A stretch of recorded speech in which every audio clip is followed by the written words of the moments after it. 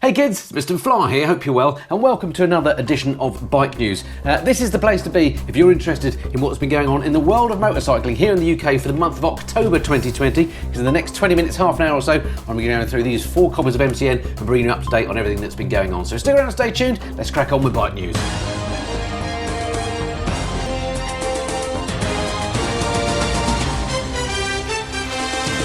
Okay, straight to the first paper then. Let's see what I marked up here. It was a while back when I read this one, 4 weeks ago.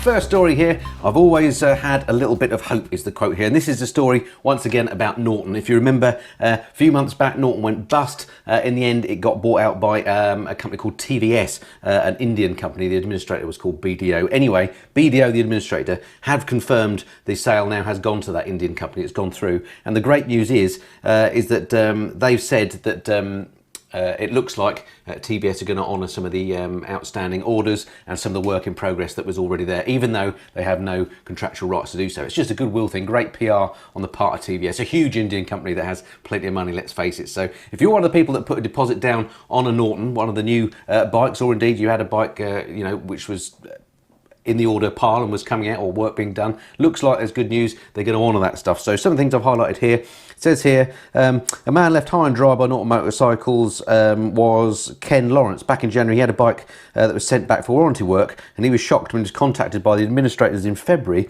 with pictures of a stripped back machine. He's been told, and I don't know if you remember at the Bike News that we did around that time, we actually saw that bike that was stripped back and it looked like parts had been sold off. Outrageous. Anyway, he's been told the bike he will get it back fully restored, and it's a nice gesture because TVS were under no obligation to address previous warranty claims. So that's great news for those people that had a very bad taste in their mouth following the Norton collapse. And let's hope that TVS do a good job. We've not heard anything much about them since this story. I haven't heard anything since. Let's hope they're getting on quietly in the background, shoring up the production, and let's start to see those new bikes out and about. Those 650s or the 600s that they announced before the collapse look great, and I'd love to see those back being proper bikes, that we can go and buy and ride and so on.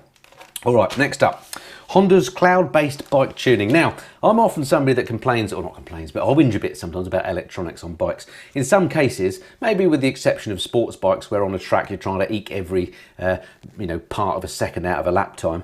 But generally for road riding, I think some of the electronics we're getting these days are just over the top or not necessarily needed. The classic one I'm always talking about is things like keyless ignition. I just don't get on with that. And I don't see the point of it. Anyway, I know some people do like it, by the way. Anyway, Honda has published a patent, and MCN keep their eyes on the patent book so they can see what's coming. And this is an example of what I think is good technology. So basically what they've done is filed a patent for a system and method providing tuning assistance for a motorcycle.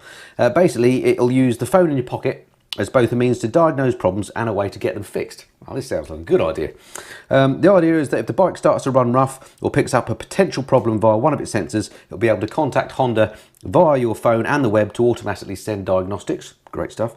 Using its microphone and movement sensors, this is the incredible bit, allied to a Bluetooth connection with the bike, you can check whether the engine's sound and vibration are correct for the given revs and throttle position. Amazing. If they're not in line with a pre-programmed expectation, you can then send the data about the sound or vibration via the cloud for diagnosis by Honda. If it's something that can be remedied with a tweak to the engine management map, a new improved map could be broadcast to your phone, automatically downloaded to the bike, fixing the problem before you even knew it had occurred. Now that sounds somewhat sci-fi, doesn't it? But it sounds absolutely brilliant. Now that is an idea of electronics that I think is well worth having on a bike. A bit later on in the review, I think we'll come to a new bit of electronics that is starting to emerge that maybe I'm not so sure about, but more about that later. Anyway, so that's something that Honda apparently are working on. So maybe, I don't know, 3 to 4 years, you might see that in reality. Oh, next up, Trident is poised to take on MT-07. Now, as I say, this was 4 weeks ago, this paper, and of course, we got much more detail about the Trident on Friday when Triumph did their reveal. And you may have seen my video that I put up at the same time. If you haven't, go back and check that one out, where I go through all the specs and the prices and so on the Trident in a bit more detail. But at this point, those hadn't come out. Some of the things that MCN were speculating was that you could, well, they weren't speculating, they were saying on this latest shot that I did post up on my social media, by the way, during the month. So join me there. If you're not on Instagram, follow me on there, the Mr. Flyer. on Instagram. I think that's what it is anyway. There's two on Instagram, but find the right one. You'll know which one it is because I've got a few followers on the real one, but not on the other one. Anyway, I digress. Okay, yeah, so at this point we could see it had Showa forks. We could see that it had a triple engine. We knew that anyway, of course. We could see it had Michelin Road 5 tyres, which are high spec. And basically, at this point, we didn't know what the price was, so MCN was speculating. I was not going to say any more about this because, of course, we know it now. The pricing has been announced here in the UK. I think it's $7,299 off of top of my memory. Competes against the likes of MT-07 and CBR 650. So yeah, I think it's a cracking bike, but as I say, yeah, go back and look at my video that I put up, an extra bonus video that I put up on Friday for all the details on the Trident if you're interested. I'm very excited by the Trident. I'm really looking forward to having a go on one.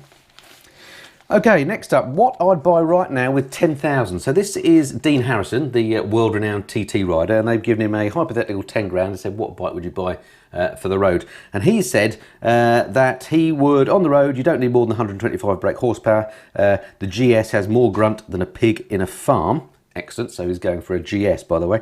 A simply brilliant bike, and if 2020 hadn't gone so bad, I'd have probably bought myself a new R1250 GS Adventure by now. So I don't know if that means he's already got one, but he said here, yeah, given 10,000 budget, I would buy a BMW R1200 GS Rally.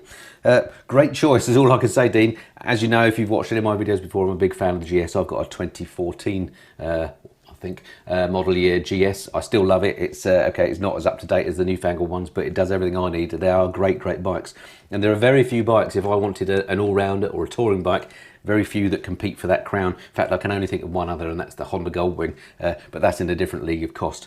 But yeah, the GS is a brilliant bike. If you're only going to have one bike, if I could only have one bike of the bikes that I currently own, then I'd have the GS, because it just does everything brilliantly. So I agree with Dean there. Good choice, sir. Okay, next story in this first paper. Supersport Heroes. This is the MCN 250 test where they run a couple of bikes, or three in this case, back to back around the same 250 mile course and come to some sort of conclusions. In this one, they've pitted the Panigale V2 against the Triumph Daytona Moto 2 765, which is the special edition one that I think they only made 765 of, and then there's the MV Augusta F3 800 RC. Interestingly, out of those three, the Panigale V2, which I would argue is the best looking of that lot, is 15 grand just shy of. The Daytona 15.7 and the MV Augusta 17.3. So the Ducati is actually the cheapest of the three, and of these three, in fact, is the only one that I've ridden. I rode the V2 in the last month, 6 weeks. I had it for about a month through the summer. I've got videos coming up later on the channel all about the V2. Really interested to ride that because I own an 899, and of course this is the updated version of the 959, which was the updated version of the 899 that I have. So this is a couple of generations on. Really interesting to see how this compares to my bike. I won't let you know what I thought on that. I'll wait for those videos to come out. One of the videos I did do, by the way, is a direct comparison of my 899 versus the V2 to try and ascertain whether you needed to spend 15 grand on a new bike or whether you should ferret out a second-hand bike. But anyway, enough about that. Let's see what the verdict was on this particular comparison. Whipping over to the comparison, or the verdict, from Michael Neves, my favourite road tester on MCN. He said, and bear in mind the Ducati is the cheapest one, he said Ducati's new Panigale V2 is the clear winner. It's the happiest at full lean, is never short of power, and is roomy enough for normal size riders compared to the more cramped MV and Triumph. So no big surprise to me there, having not ridden those other bikes, as I say, so perhaps I'm being a little bit unfair, and of course I'm biased towards the Ducati. They've given the Ducati 5 stars. What did they give the others? Let's have a look back. They gave the MV Augusta, the most expensive, 3 stars, so big difference, and the Daytona 4. So there is a spread here with the scoring, which I like for a change. The Triumph Daytona I do love because, of course, you know, I also love the Street Triple, and the Daytona spawned the Street Triple, so it's a very similar bike to that. This is the special edition one that they brought out to commemorate their Moto 2 engine stuff. And it does look lovely, and I'm sure it's a great bike to ride, but it is looking a bit dated now. I was surprised they didn't update the styling of it a little bit, so I'm not sure it looks anywhere, well, no, it doesn't look anywhere near as good as the Panigale, although it's not an ugly bike. The MV, on the other hand, looks beautiful, but, well, just at that price and for 3 stars, doesn't seem to be even a contender, does it? So, yeah, there we go. So that's it for the first paper. Moving swiftly on. Okay, looks like we've got 5 stories in this next paper. First one I've pulled out here, 40 years of adventure. BMW unveils special editions alongside a host of new tech. Now, I already said in this video that I'm a fan of the GS. Well, new versions have come out now, mainly new colourways. But they've come out to celebrate the fact that the GS has been around for 40 years. This is the 40th anniversary editions, if you like. Basically, they've unveiled their most technologically advanced models to date, featuring everything from heated seats to headlights that aim around the corners. Now, the heated seat thing is a great idea. I don't know why the GS hasn't had heated seats for ages. The RT has had them for a while, and other premium bikes have them, particularly the Triumphs. Fantastic idea. Well done on getting heated seats. It was just a matter of time. That is a good thing. And the lights that see around corners, we'll talk a bit more about that later. So they've upped the level of electronics fitted as standard. Now, this is an example again of where do you really need all these electronics? It's now got dynamic traction control and ABS Pro as standard, as well as hill start control. Hill start control is arguably quite useful. There's an eco driving mode if you want to be really, eke out the miles from your fuel tank. There's an all new features are available alongside a special 40 years of GS edition paint job.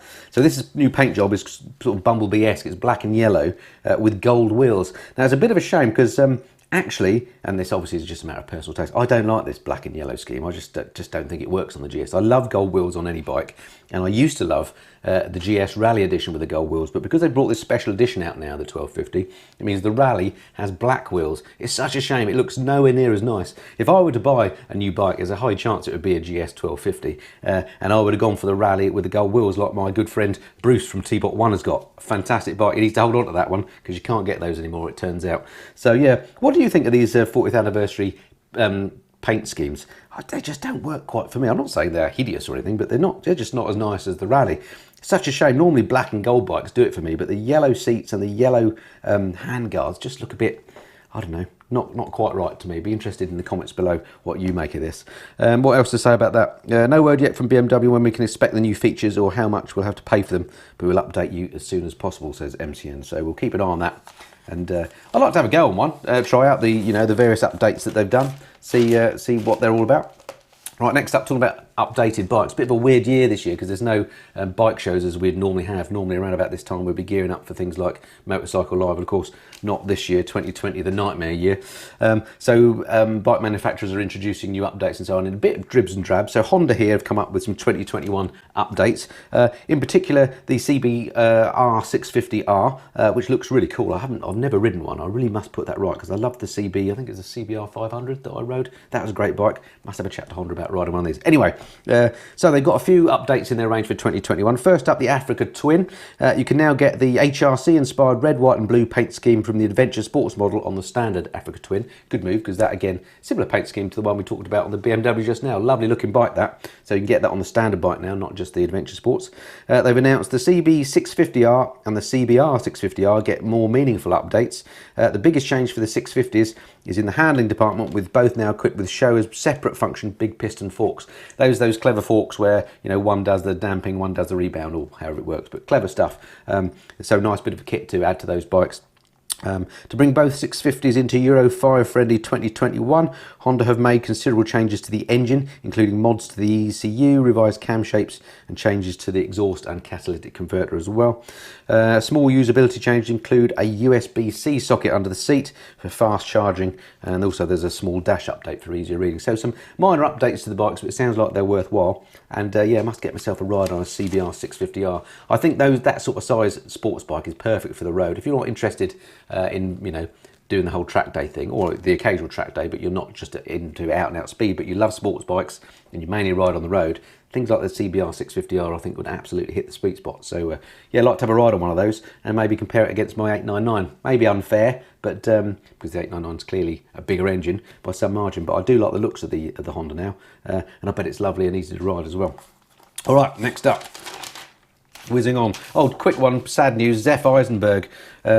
Unfortunately, Zef, if you don't know who he is, he's a businessman and he's somebody that's has got all sorts of world records for motorcycle speed records. He's addicted to speed and records. Unfortunately, he got killed, I think, attempting a car speed record at Elvington last month, which is obviously a huge shame. He held records, things like he had the fastest turbine-powered bike, 234 miles an hour, he did on that. The fastest naked bike, 225 miles an hour. The fastest man on sand on two wheels, he did 201 miles an hour on sand, would you believe? And also fastest man on sand on four wheels at 210 miles an hour. So obviously a speed addict, he knew what he's getting into, but always a shame when things like this happen. It seems like he's a real character. I never met him myself, but I came across him because he had a V8 motorcycle where he combined two Hayabusa engines, and you know, it was obviously something that I was comparing in my mind with Alan Millard's V8, but completely different concept. But yeah, very sad news that I don't have enough biking characters left anymore, do we? So not good. All right, moving swiftly on. Luxury class, it says here. It's new, but is it worth it? So deluxe spec on Fantic's Caballero 500 Scrambler. Now this is a value for money Scrambler bike. I rode a while back at Crazy Horse over in Bury St Edmunds, and I really liked it actually, the basic bike. They've come out with a new version now which gives you some extras. In particular, tweaks to the engine mapping, more comfortable seat, new cross-braced Tomaselli bars, never heard of them, but I assume they're good. A free-flowing Arrow exhaust with twin slash-cut carbon cans and stainless steel downpipe, and brown seat and domino grips. So they made it a bit more scrambler-y, if you like, a bit more sort of custom-y out of the box, so to speak. I think the new pipes, the new slash-cut pipes look brilliant, as does the brown seat. This now is going to cost you $6,599 for the 500cc bike. Again, great size bike, you know, realistic sort of power, not too intimidating, looks great. Yeah, a bit of an underrated bike, I think. If you get a chance to have a go on one, have a go, you might like them. So that's the new Fantic Caballero 500 Scrambler Deluxe. Right, oh, and on to this week's MCN 250 test. They've pitted here the Thruxton RS against another MV, the MV Augusta Superveloce 800. Price-wise, 13 grand for the Thruxton, 17.7, nearly 18 for the MV. So sort of retro roadsters, if you like. Interesting, the big massive price difference. Can we guess which is going to come out top? Without, I mean, obviously I have read the verdict here, but I mean, I think it's fairly obvious probably the way this is going to go. But let's have a look what they say. The bit I've highlighted here, a couple of bits. The Triumph is happy and easy to ride in wet conditions, while the MV was utterly horrible.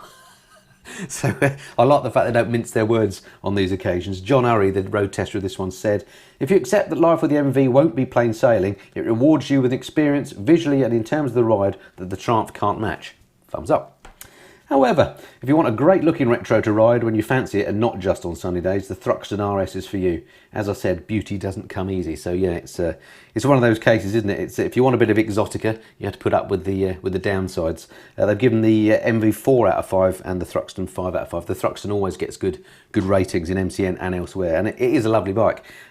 Not for me. I don't really like the riding position on the Thruxton. It's just a bit too much leaning forward. If I'm going for a retro bike that I can ride every day, then I want something that's a bit more upright, isn't going to do my back in, which is why I went for the Speed Twin, which is very similar to the Thruxton in many ways. But I do love the Thruxton. I love the premium parts. I love the the dials on it and so on. Just not so keen on the CAF racer look or the position it puts you in. But beats the Superveloce as far as MCN is concerned, even though it looks amazing and unlike anything else on the road. All right, so there we go. So it just shows you more expensive isn't always better. Right, next paper. Oh, by the way, for those fans of parish notices, I have got some bits and pieces at the end of the video to tell you about what's coming up on the channel. So do stick around for my parish notices. A lot of people have asked me whatever happened to them. So if you are interested, stick around to the end of the video for them and I'll go through some of those. Right, next paper then. How are we doing for time? Ooh, I hope you've got a brew. This could go on for a bit. Next up, sky's the limit for new Versys. Looks like Kawasaki have come up with some new changes for the Versys. Still not liking the looks of this bike, I have to say. There's just something about it.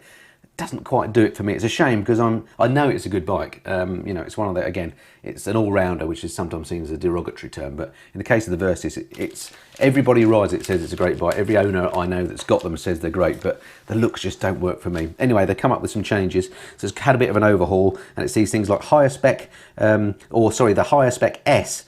Let me get this right. The oval sees the stock Versys replaced by the higher spec as standard S, while the SE boasts Showa Skyhook suspension. Right, hopefully that makes sense. The semi-active suspension setup uses electronics to give a smoother ride as it tweaks damping settings on the fly. Now, if you remember, Skyhook first came out years back now. It seems like, I think it was the Ducati Multistrada first had that, and Ducati coined the term Skyhook. Basically, the idea was it was like the bike was suspended at its centre of gravity, and the suspension worked itself out around that. Well, Kawasaki have come up with the same thing now. So I'm surprised they're allowed to call it Skyhook, actually. I assume Ducati would have a copyright on that. Anyway, it says here, Ducati's Multistrada debuted its own Sachs-made Skyhook in 2012. That's how long ago that was. So yeah, it's taken a little while to catch up. The bike is now $14,899, which is £200 more than the outgoing model. For 2021, the S gets a load of extra spec and a meteor price to go with it. The S is $12,999. And for the extra money over the standard bike, you get a quick shifter, an information pack TFT dash, a taller screen, cornering lights, heated grips, hand guards and improved modes. The S also gains self-healing paint as seen on models such as the H2. I love that idea. I note when my mate Chopsy dropped his H2, the paint didn't self-heal then. Anyway, basically I think what that self-healing paint means is it never properly quite sets. So if you've got very fine scratches in the paint, if you've maybe washed it with a dirty sponge or something, you get those hairline scratches. Over time, they will disappear out again, particularly if the bike is in the sun. I think that's how it works, but I'm not sure I like the sound of that, or I don't know even if it works. If you've got an H2 or a bike that's self-healing paint, have you ever seen it do its self-healing thing? And does it work? I'll be absolutely fascinated to know. The fact that no one else seems to be doing it makes you wonder, but yeah, if you've got one that does that, let me know you found it. Next up, with the S arriving in the UK, the S is arriving in UK dealers in December and the SE next May. I wonder why they make you wait so long for the bigger spec bike. Really, really weird that. Anyway, there we go. So that's the new Versys. Shame they haven't restyled that front end, if you ask me. Again, personal taste thing, but it just doesn't work for me. Right, we said we mentioned a bit more about BMW's new lights. Headline here, BMW's bright new idea. The new R1250 GS, it's got the ability to see round corners now because it uses lights that actually swivel.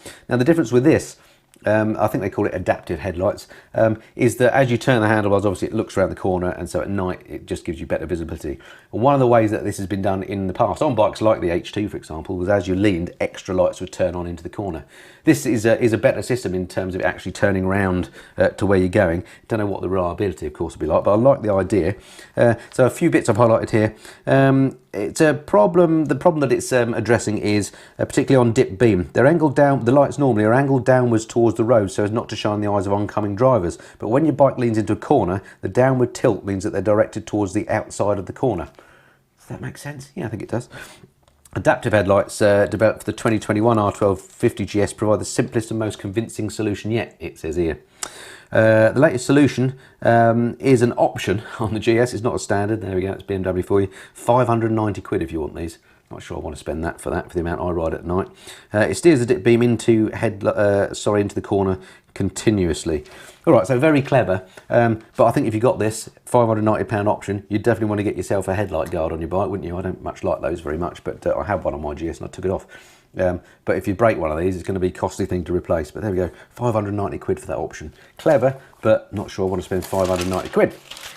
Oh, next up, bit more exciting. New Busa adds brains to brawn. So you remember, of course, the Suzuki Hayabusa. You may remember it. It's been out of the Suzuki lineup for a while now, but was their beast fast bike.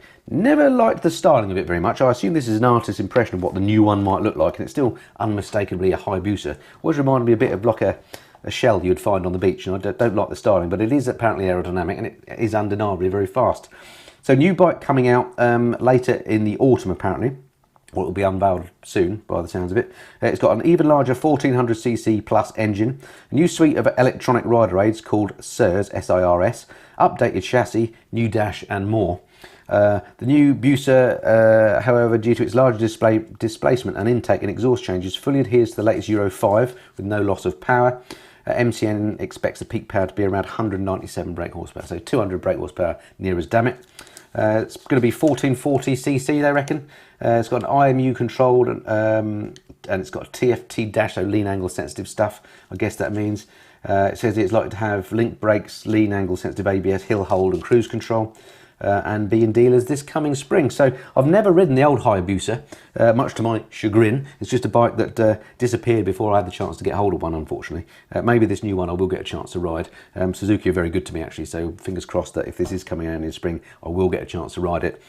Everybody who rides them says they're absolutely amazing. Maybe a bit like some other bikes I've ridden recently, I'll get over the looks when I ride it and it's really good. I recently rode, for example, the Ducati Street Fighter. Videos coming soon on the channel, early in the new year probably on that one. But that was a bike I originally didn't like the looks of, but once I rode it, boy did I change my mind about that bike. So maybe the Hayabusa will be the same. Okay, next, the 250 MCN tests in this edition. Tour de Sport, looking at a couple of sports tours this time. Well, sort of. The Kawasaki Ninja 1000 SX Tourer, which has been recently updated, 12,374, a proper old school sport tourer. They've pitted that against the £13,097, so 700 quid more, Yamaha MT10 Tourer version.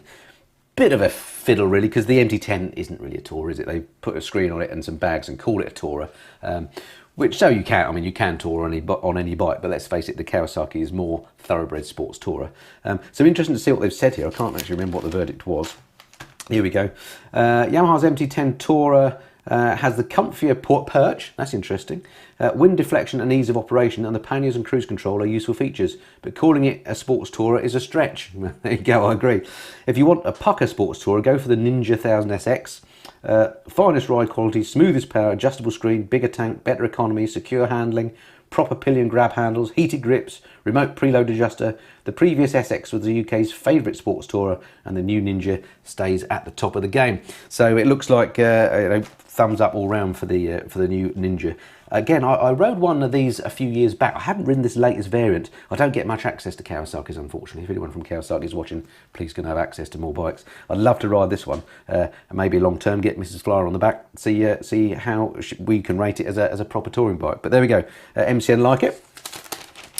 Next up, nearly through this paper, a new beginning, finally a sports bike for the real world. Aprilia's new RS660 is what we're talking about. This was all over social media a couple of weeks back. All the pro journos went out, I think to Italy probably, to test and ride it. I saw MCN's review with Nevesy. He absolutely loved the bike. I think 44 Teeth as well have put a video out. I haven't seen that one yet, but I assume they liked it. So all the pros are out there looking at this stuff. And again, I mentioned it before with the CBR 650R.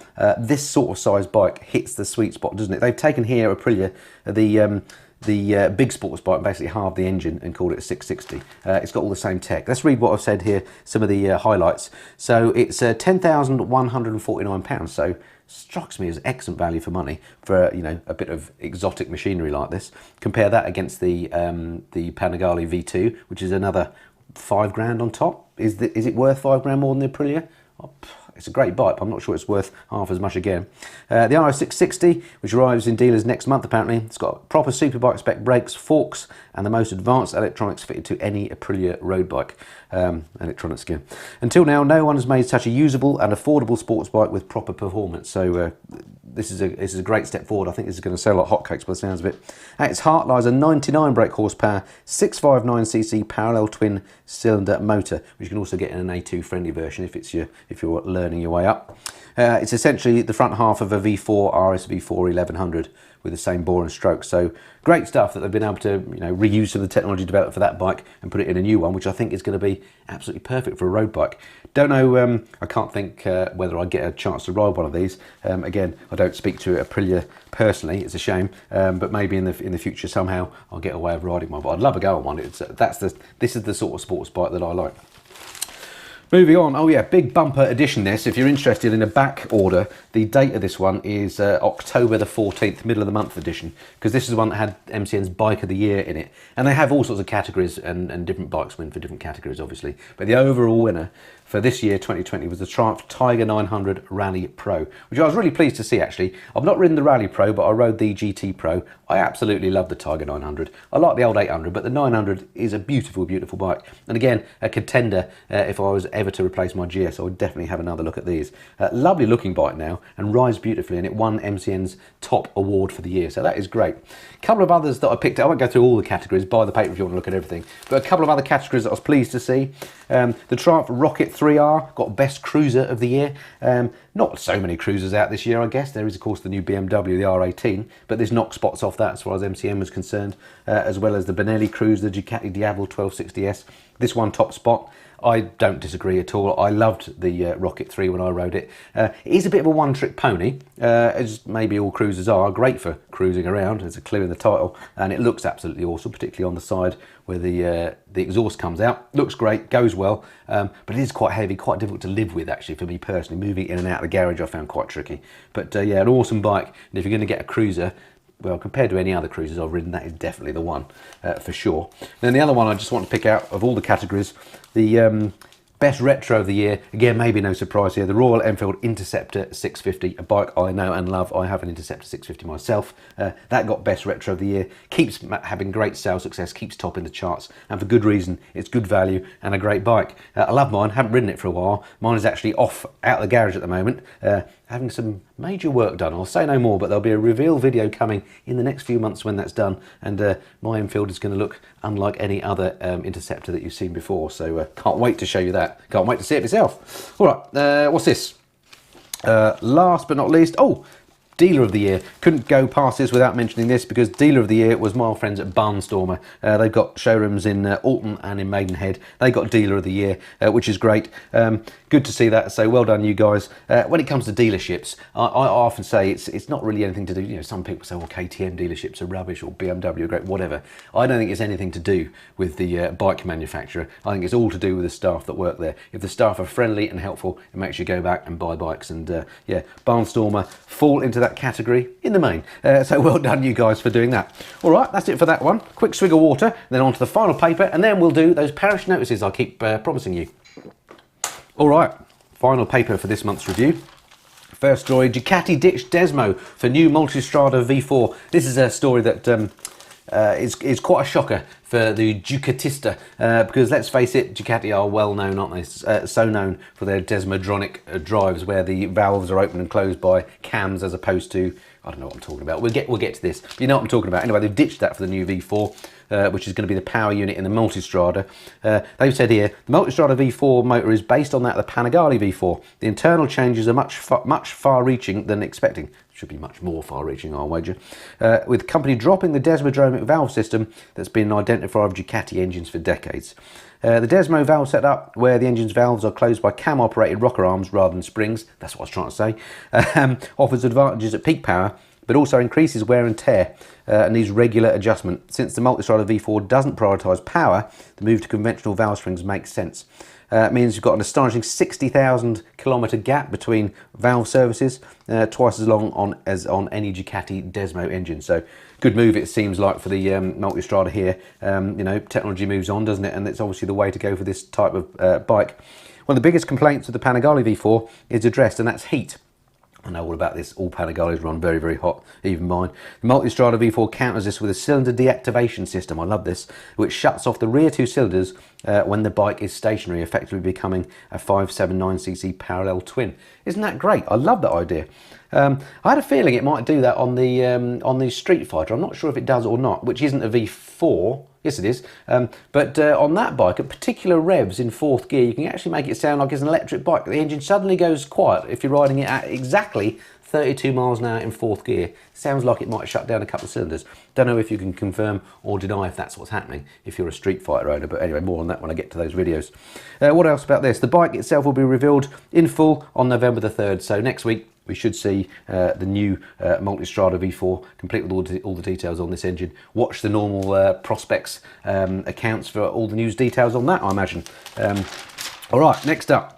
R1250RT is on our radar. Now, this is what I was alluding at earlier when I talked about electronics and stuff that I don't necessarily think is a great idea. So the new R1250RT has been unveiled. It's got a whole load of extra stuff on it, including a new sort of face that looks a bit more like the K1600. Looks good. But what they're talking about here mainly is that it's now got radar-assisted cruise control. This is a thing that we first saw in the KTM in last month's news review, wasn't it? The Super Adventure, that's got adaptive cruise control. Something that's come over from the car world. Stick a radar in the nose means that you can keep at the same speed as the vehicle in front when you've got the cruise control. Fine in a car maybe. I'm not sure I need it on a bike. I'm not sure.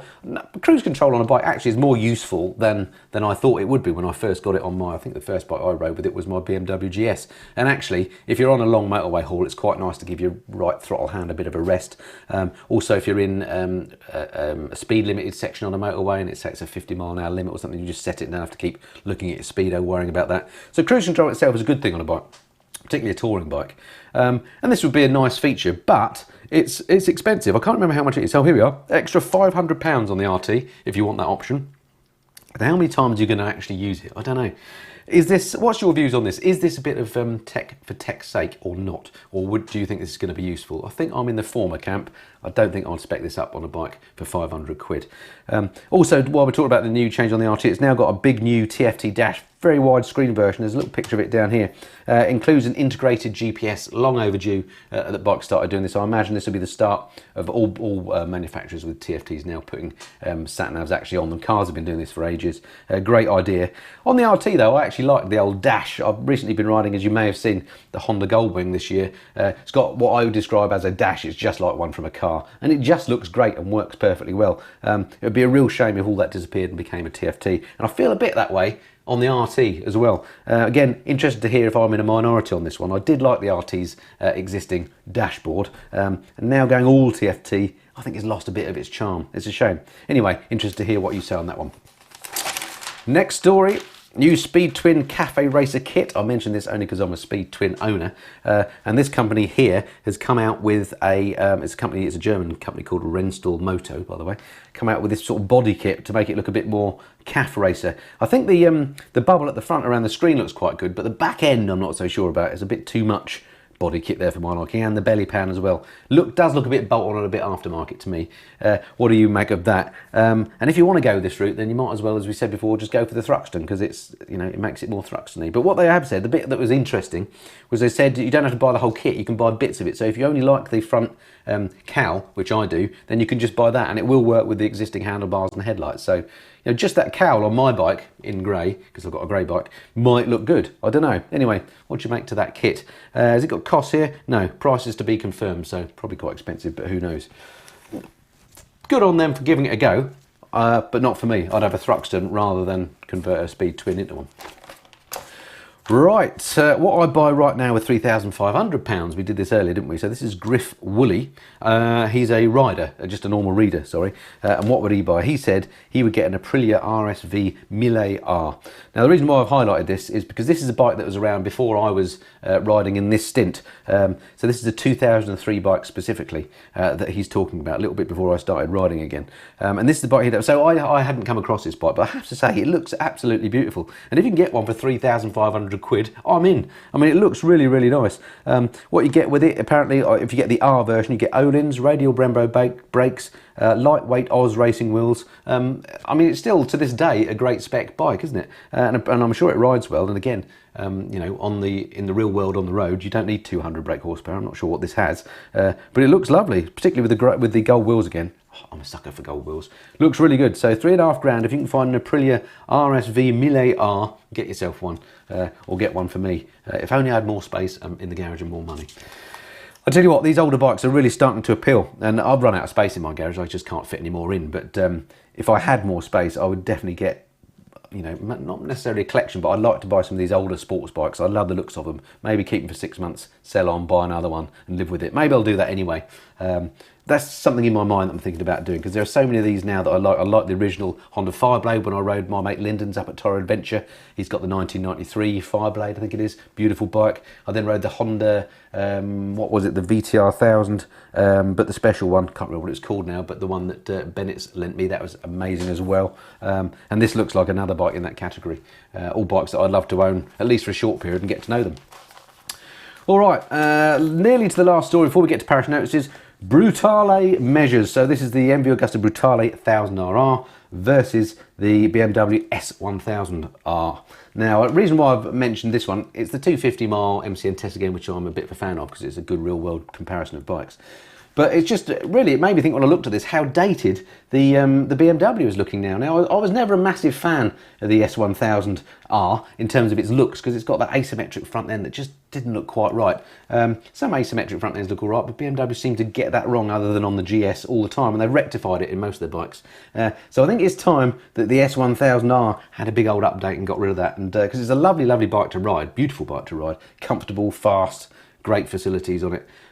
Really nice machine, but they've got to sort out that front end. And it's it says here, as tested, the bike was £14,000. If you want the basic one, it's 11,675 versus 27,200 for the MV. Unbelievably expensive machine. I wonder which one will win here again. I can't remember, but let's see. The MV is loud, brash and decadent. Is the MV worth nearly twice the BMW? Of course not, says Michael Neves. The MV is the one that gets all the attention on the road, but the BMW is better to ride, although you're sat taller and more exposed to the wind blast. That aside, its lustier motor makes the S1000R more engaging and less frantic. It's more comfortable, refined, and it still goes, stops and handles with the same brilliance as it did when it first arrived in 2013. Gosh, 2013 when we first saw that front end. Doesn't time fly? So yeah, somewhat dissed the MV there, which got 3 out of 5 stars, the BMW 4 out of 5. So yeah, why am I not surprised about that? The MV does look lovely, but 27 grand for a motorcycle like that, which doesn't even compare well with the half the price BMW. It's quite something, isn't it? All right, there we go. That's it then for bike news. Let me go through those parish notices I keep promising you. A few things coming up on the channel I want to let you know, and I've gone really, rather than scribbling them down. Look at this. Actually says parish notices. All right, first thing, just wanted to say a big hello to my friends and channel sponsors at Canary Motorcycle Tours. You may have heard this week that the Canary Islands are now on one of these bridge setups with the UK, so you can now travel to the Canaries and back without having to quarantine when you come back. So massive thumbs up and great news for Canaries Motorcycle Tours, because of course they've been effectively out of business this year with people not travelling. Now you can go to the Canaries and you don't have to quarantine when you get back. So if you've been pining for a holiday in the sunshine like me and you want to get away, now's the time to do it. Flights are cheap. Get yourself booked up with Canary Motorcycle Tours. Ride the amazing Canary Islands, not just Gran Canaria where they're based, but they can take you to Tenerife and all the others as well if you want to. Get some sunshine late. Give yourself a little bit of joy this year. I'm hoping to get down there if I can before the end of the year. Keep an eye on all the travel advice though, because details and stuff may change. It's all a bit flexible, and you know, who knows what's going to happen. You know, I was going to say in the next month, but in the next week, who knows. But anyway, so that's great news. So big thumbs up to them. Let's give them some love and get out there. Also want to just say hello to somebody called Marta Freira, a Portuguese lady. Not sure if I pronounced your name right there, but hello to you, Marta. Thanks for getting in touch. She's part of a riding group called Bristol Biking Girls. Now, I've put a link below in the description of this. Basically, they had a fellow biking pal called Chili, who unfortunately died to cancer last year. And to raise funds for cancer, they have brought out a new calendar, and they asked whether I'd mention it. The charity specifically concerned is called Overcome, so I guess it's ovarian cancer. As I say, they've got an Instagram page set up all about and where you can buy that calendar and so on. Check that out. Link in the description below. So thumbs up to you guys. Well done for that. Also, I just want to say as well, thanks very much indeed for continuing to watch the channel. It seems to be doing absolutely fine. So thank you for continuing to support me. Huge thanks to my sponsors and patrons and members, of course. Without you guys, I just couldn't produce the amount of videos that I do, the frequency that I do. So big thumbs up to you. Thanks for that. I don't say thank you enough, so thank you. And thank you to anybody else for watching as well, because it all helps. Anyway, coming up between now and the next bike news, I've got more on the KTM 390 Adventure, including a video of me taking it off-road. I'm not known for my off-road prowess, but I did think I had to take the 390 Adventure off-road. When I had the 790 Adventure, I daren't take it off. It was too tall for me, and I got a bit of criticism for that, but I didn't want to drop somebody else's bike. The 390, bit lower, nice and lightweight. I thought even a numpty like me could take it off-road. See how I get on that one. I've got the final Honda Goldwing video coming up as well, all about my lessons I learned on the bike over the summer when I had it. What an amazing bike. If you're interested in what I think is the best touring bike out there, then check out my final Honda Goldwing video coming soon. I've got another video coming in my infrequent series called My Bikes. This time it is about my BMW GS. I'm going to tell you all the things I've learned about the bike in the 6 years that I've owned it, 6-ish years I've owned it, all the upsides, downsides, what I've done on it, how many miles I've done, what tires I've used, all that sort of stuff. So if you're in the market for a GS, be it an old one or a new one, I'll give you all the tips and tricks of a long-term owner on that one. That's coming up. First ride of the awesome KTM Super Duke R, which was new for 2020. I've got a few videos on that coming up, so really looking forward to sharing that with you. I've got a few ideas for Christmas gifts for the biker in your life as well. Video coming up in November all about that, so good timing. Send a little link to that to somebody you might know that's thinking about Christmas gifts, because you never know, you might get something off of that. And there may also be the odd bonus video or two as well. I've got quite a backlog of videos. I might have to start publishing them a little bit more frequently in the run up to Christmas. I don't know. Anyway, there we go. Quick other word I want to say was about adverts. I've had a number of comments in my videos from people saying, oh, you're just showing us too many adverts. I can't be doing with this. I'm unsubscribing. I get a lot of that. Unfortunately, it's not down to me when and how many adverts YouTube serve on videos. And in fact, I've noticed that I think the more successful video, the more adverts get served. makes kind of sense when you think YouTube are trying to make money. So I do apologise that there are so many adverts. The only control I have really is about whether I have adverts on or off. I can turn them off, but I make a substantial part of my living doing this YouTube lark now, so it's unfortunately an unnecessary evil of life that I do have to have adverts turned on. I apologise if they spoil your enjoyment or if there's too many. The good news is you can usually skip them, so that's what that's all about. And that's it. And then as I said before, don't forget to follow me on Instagram, and I'm also on Facebook and lesser Twitter, but Instagram is the one I'm most active on. All right, there we go. That's it for parish notices. Hope you enjoyed the video. Look forward to speaking to you again soon. In the meantime, stay safe, keep your head down, ride when you can. You don't know what's around the corner, and I'll speak to you next month on the next bike news. Cheers for now. Looking forward to speaking to you again soon. Until then, this has been Mr. Fly. Cheerio.